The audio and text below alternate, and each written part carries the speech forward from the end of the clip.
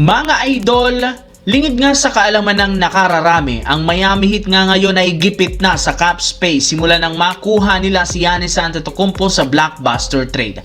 Ito ang mismong dahilan bakit puro mga veteranong player na merong mababang kontrata ang kanilang kinukuha. Pero di rin naman ibig sabihin niya na wala na silang balak na kumuha ng malaking pangalan ngayong off-season. Sa katunayan, ibinulgar nga ng isang Miami Heat insider plano ng team kunin sa isang trade si Klay Thompson mula sa Dallas Mavericks. Though, kakaunti na lamang ang kanilang hawak na trade asset, meron para naman silang ilang batang player at draft pick na kailangang mai-offer dito. Ito ang plano nilang gamitin na ang kanilang batang malalaro na si Nikola Jovic na isa sa gusto ng Dallas Mavericks kunin, kaya hindi malabong ma-pull off ni Pat Riley at ng Dallas Mavericks ang ganitong klaseng trade ngayong off-season, at yan ang ating dapat abangan, lalo pat exciting rin naman panoorin ang duo ni Giannis at Klay Thompson. Sa kabilang banda, kinumpirma nga ni Draymond Green na personal nga nitong nirecruit. Kinausap si LeBron James para lamang makumbinsi ito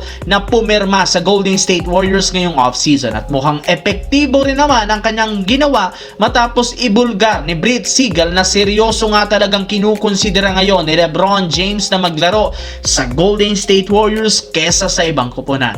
Mas tumaas ang kanilang tsansa kumpara sa ibang teams na interesado sa kanya kagaya ng Cleveland Cavaliers, Miami Heat at maging sa Philadelphia 76ers. Pero hindi rin naman nagtatapos kay Draymond Green ang pag-recruit na gagawin ng Golden State, dahil bukod sa kanya, may ilang mga player rin ang susubukang kausapin si LeBron, katulad na lamang ni Stephen Curry at maging si Jimmy Butler, na syempre para lamang matuloy ang kanilang plano. Halos lahat ng mga star player ng Golden State gusto ang ideya na paglalaro ni LeBron James sa kanilang koponan para lamang mapalakas ang lineup at lumaki ang kanilang tsansang makabalik sa kanila ang titulo ngayong taon. Sa kabilang banda, makalipas ang ilang araw na pananahimik ng Los Angeles Lakers sa free agency market, finally, gumalaw muli ngayong araw si Rob Pelinka matapos nilang papirmahin ng kontrata ang bagong player na si Ziaire Williams na huling naglaro sa Brooklyn Nets. Pero hindi rin naman alam ng mga fans kundi isa nga itong magandang signing, since